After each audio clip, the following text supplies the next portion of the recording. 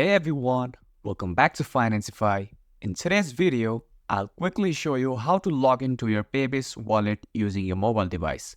Let's get right into it. First, launch the Paybis app.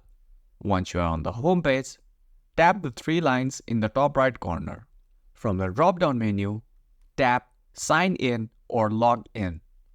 Now, enter your email address and password linked to your Paybis account.